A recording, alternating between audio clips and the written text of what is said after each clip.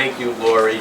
I want to thank the Chamber for its leadership on this. I want to recognize that, I want to thank everybody here first. I mean, we have a coalition of labor, business, groups whose primary mission is moving Rhode Island forward economically, all coming together because we have the worst infrastructure in the country.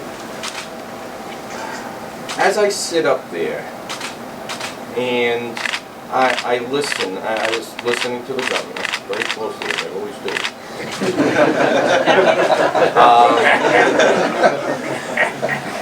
We're talking about one of the biggest, most important issues relative to a strong economy, and you've got so much noise out there regarding it. Since I've become speaker, and most of this with the collaboration of the Senate President, a lot of it with the governor, because she wasn't elected when we started, we reduced the corporate tax rate in Rhode Island. We exempted sales tax on energy costs to assist businesses. We raised the exemption on the estate tax to keep successful folks in the state of Rhode Island. We eliminated the Social Security tax on many Rhode Islanders so that we can assist the middle class after a lifetime of commitment so that they can stay and thrive in Rhode Island. We eliminated tax on radiology services to assist that industry. We have been laser focused on moving our economy forward and doing the types of things that builds economic wealth and growth and jobs in the state of Rhode Island. And then I hear that there's a consensus that we have the worst roads and bridges in the country, and it is the leading concern of businesses. It's the #1 driving force for businesses in their decision making. The worst in the country, and all the leaders have done for the past 50 years is kick the can down the road to today where we have highly deficient bridges. And I suspect I know why that's the case, because it sometimes becomes highly charged whenever you try to do something that's very productive and in the constituents' citizens' best interest. I want to applaud the governor for her leadership on this issue. She's been laser focused on the economy. She recognized the problem, and she brought it to the point where we are. And it took a lot of collaboration between myself, the governor, the Senate President, and a lot of business leaders out there, and a lot of labor leaders out there. Everybody came together to make a better bill that we have in front of us. And we're not reinventing the wheel. We're basically doing it the same way that most states in the northeastern seaboard corridor does it. So it's been proven effective, and all the states that do it have a better infrastructure system. And being an outlier in this instance puts us at a disadvantage with other states, because they charge the tolls, our consumers are purchasing goods that come through those states, and they have better infrastructure. So that better infrastructure actually helps them attract jobs, attract companies into those communities, and we're not getting their assistance back into Rhode Island. So Rhode Island, being an outlier, not being able to fund its infrastructure, is placing itself at an economic disadvantage with other states. That's why you have this business coalition, this labor coalition, all these folks coming together.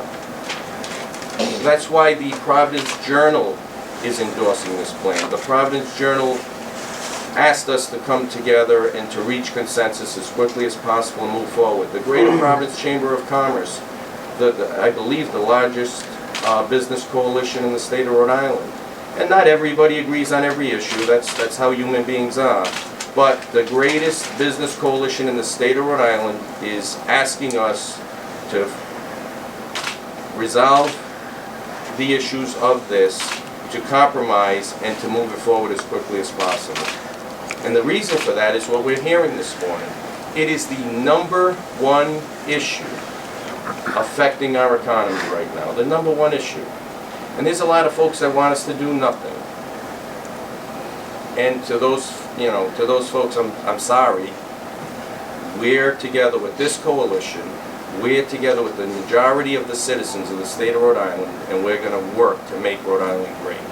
I want to recognize Director Alviti, who I've had the pleasure of working with. We have a director that's transforming the DOT, that's reorganizing it, and my experience with him, or my impression of him, is that he just wants to fix our infrastructure. He's concerned about it.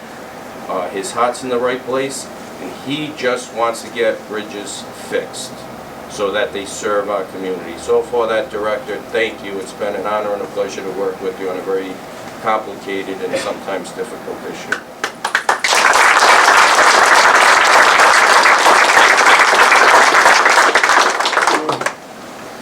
The governor deserves a lot of credit for her leadership on this issue. It's not an easy issue, and things that are not easy are too easy to kick aside, because it's sometimes easier to avoid political controversy and just worry about your own political future. I quite frankly believe that the citizens ultimately recognize who the leaders are, who move the state forward, who move the economy forward, whose hearts are in the right places, and who want to work collaboratively with all the folks in this room to make Rhode Island great. So for your leadership on this issue, Governor, thank you.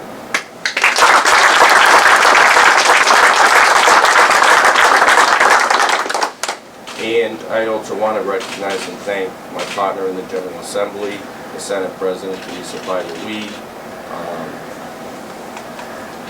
We work together very well, and her insight and leadership on a lot of issues make the process better. It's always a pleasure to work with the Senate President. Thank you for your work.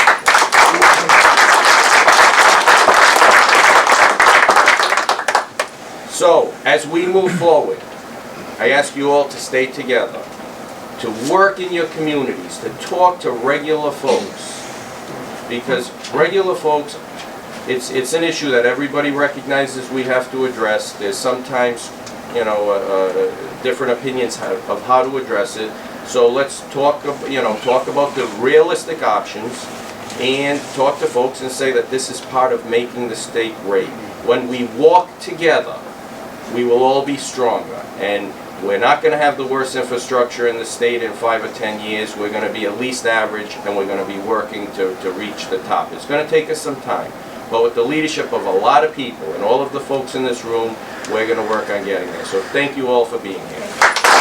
And if I may, just for a brief moment, I want to thank Mayor Diossa, Mayor James Diossa, and Mayor Lisa Baldelli-Hunt for being here. And I know there's a lot of other mayors that are also interested in this in a positive way, because I want to point out that all of the mayors have problems with their infrastructure, with state roads in their communities, and I get requests all the time from my colleagues. I've got one of the worst roads in the state in my district, and DOT won't fix it.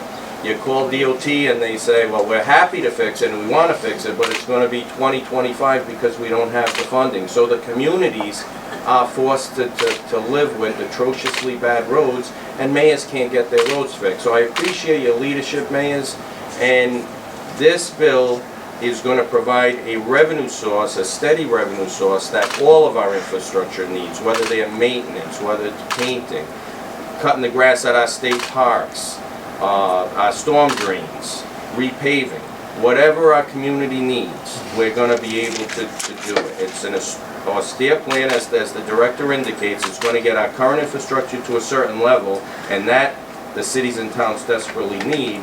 But beyond that, in the out years, we'll be able to do grander things so that we can really work on improving our transportation system and moving our economy forward. So you both have the votes? Yes. I've already commented about that several times. Very strong vote. The House of Representatives, I only speak for the House, not the Senate, so I don't exclude them. The House of Representatives has been working on the economy, jobs in the economy. They recognize how important infrastructure is to the economy. So of course we have the votes. The responsible, strong vote, the right vote, voting with a strong infrastructure system, a safe bridge network, is to vote for this. I could not, as an elected official, vote against it. Everyone has the right to vote any way they want, but I could not vote against this because I'm going to vote for safety. I'm going to vote for the number one thing that matters to business, and that's good infrastructure, and therefore, yes, the House has a very strong vote for all the right reasons. Mr. Speaker,